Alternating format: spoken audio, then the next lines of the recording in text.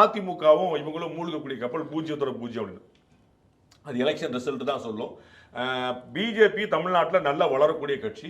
ஏடிஎம்கேக்கு வந்து அவர்கள்ட்ட ஒரு ஸ்ட்ராங்கான ஹோல்டு பெல்ட் ஒன்று இருக்குது. அதை தாண்டி அவங்களுடைய ஓட் பேங்க் ஒன்று இருக்குது. அதை தாண்டி வந்து இந்த ஆன்டி இன்கம்பன்சி அது வந்து டிஎம்கே வேண்டாம்னு நினைக்கிறவருடைய முதல் தேர்வாக இந்த கூட்டணி, இவர்கள் கூட்டணியாக வேற இருக்கிறதுனால அது அவங்களுக்கு ஒரு நல்ல வாக்கை பெற்று தரும்னு நான் கணிக்கிறேன். அது வந்து என்ன வருங்கிற பார்க்குறோம். பூஜ்ஜியம் யாரும் இல்லைங்கிறதுலாம் வந்து தேர்தலுக்கு பிறகுதான் தெரியும். நம்ம அப்படி வந்து அதிமுக கூட்டணி பலவீனமாக இருக்குன்னு நினைச்சா அதிகமாக கூட்டணிக்கு டெஸ்பரேட்டாக இருக்கக்கூடியது திமுகவாக தான் இருக்குது. அப்போ வந்து அப்போ அவங்களுக்கு என்ன நீங்கள் சொல்லுவீங்க? ஸோ கூட்டணியை விரும்புகிற எல்லாருமே இருக்கிறாங்க. அப்போ வந்து இவர்கள் வந்து அவரோட கூட்டணி அமைச்சிருக்காங்க. அதிமுக பாஜக நம்பி இருக்கு. பாஜக அதிமுக என்ன காங்கிரஸ் திமுக ஒன்றா இருக்கு இல்லையா? காங்கிரஸ் தமிழ்நாட்டிலேருந்து வேற எடுத்ததே திமுக தான். அப்போ அவர் ரெண்டு ஒன்றா இருக்கும்போது பிஜேபி ஏடிஎம்கே ஒன்றா இருக்கலாம் இருக்கு. சரி, 2004 வரைக்கும் நீங்கள் கூட்டணி, 2003 கடைசி வரைக்கும் நீங்கள் கூட்டணி இல்லையா? யாரு? பிஜேபி டிஎம்கேவும். அண்ணன் ஹெச் ராஜா எம்எல்ஏ ஆனது எப்ப? திமுக கூட்டணியில் இருந்த பிஜேபி இருந்த போது.